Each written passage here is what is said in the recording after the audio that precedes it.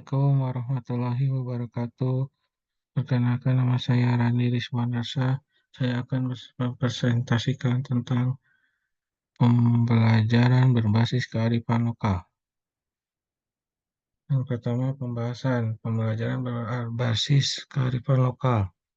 Pembelajaran berbasis kearifan lokal menjadi sangat penting diintegrasikan pada pembelajaran mengingat bahwa proses pembelajaran yang terjadi di kelas sebaiknya dimulai dengan dunia terdekat atau yang sering dijumpai oleh peserta didik. Nilai-nilai kearifan lokal akan membantu peserta didik dalam memahami setiap konsep dalam materi sehingga bekal pengetahuan yang diperoleh peserta didik tidak hanya sampai pada sebatas pengetahuan saja, tetapi juga dapat diimplementasikan peserta didik dalam wujud praktik di luar sekolah.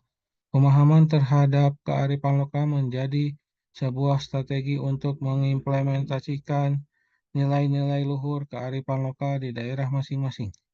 Penerapan kearifan lokal dalam pembelajaran merupakan suatu upaya dalam mewujudkan pembelajaran yang harmoni dan berkelanjutan melalui pemanfaatan pengetahuan lokal untuk menanamkan semangat peserta didik. Strategi pembelajaran yang dapat diterapkan adalah dengan mengembangkan strategi pembelajaran berbasis kearifan lokal, dengan menggali dan menanamkan kembali kearifan lokal melalui pembelajaran dapat dikatakan sebagai gerakan kembali pada basis nilai budaya daerah sendiri sebagai bagian dari upaya membangun identitas bangsa dan sebagai penyeleksi pengaruh budaya lain yang dapat mempengaruhi budaya daerahnya. Selanjutnya,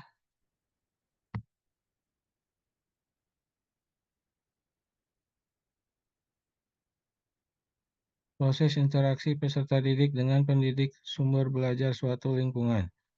Proses interaksi peserta didik dengan pendidik dan sumber belajar pada suatu lingkungan, belajar yang meliputi guru dan peserta didik yang saling bertukar informasi.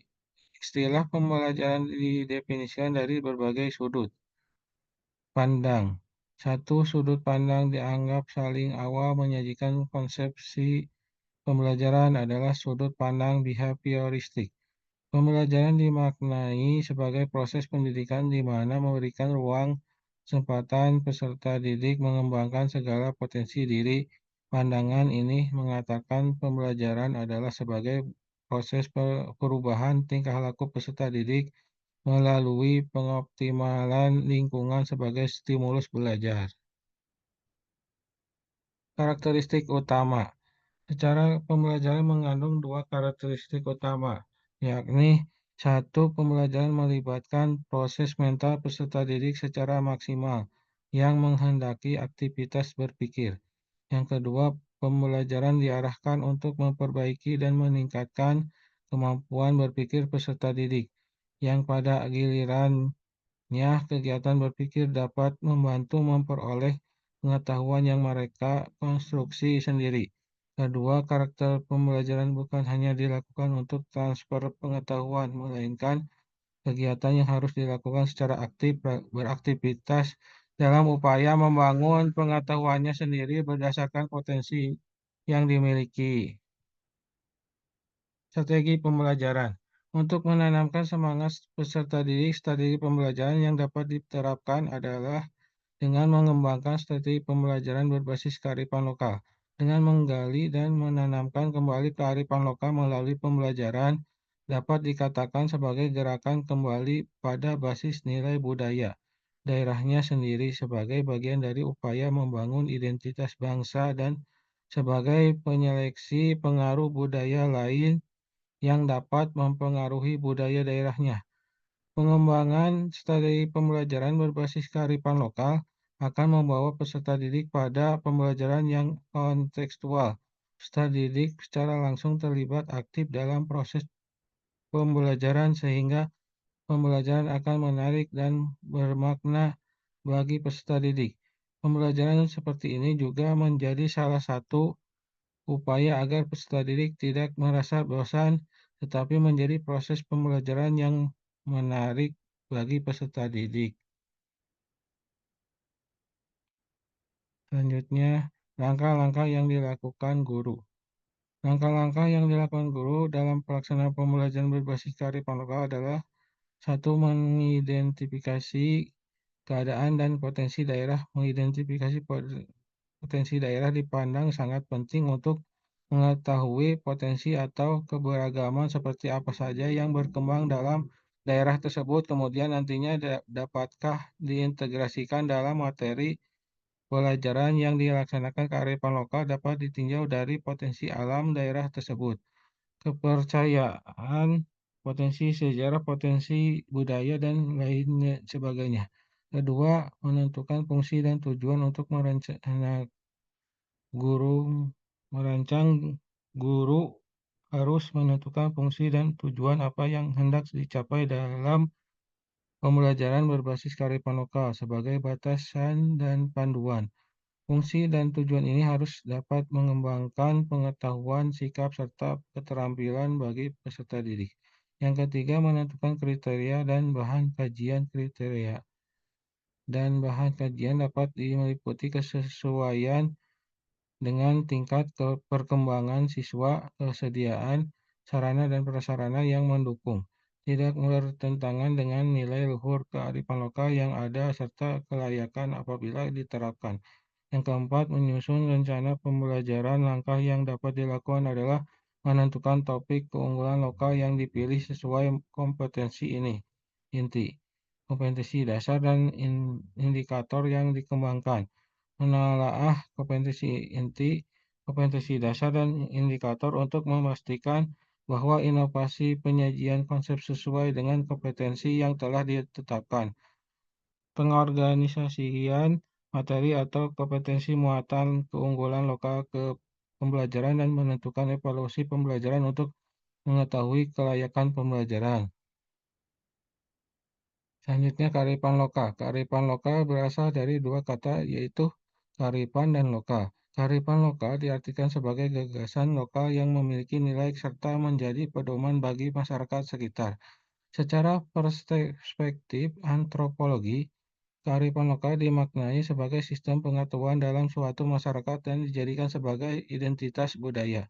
Kearifan lokal adalah bagian sistematis dari pengetahuan yang diperoleh masyarakat lokal melalui akumulasi pengalaman-pengalaman informal dan pemahaman mendalam tentang lingkungan sebagai suatu kultur.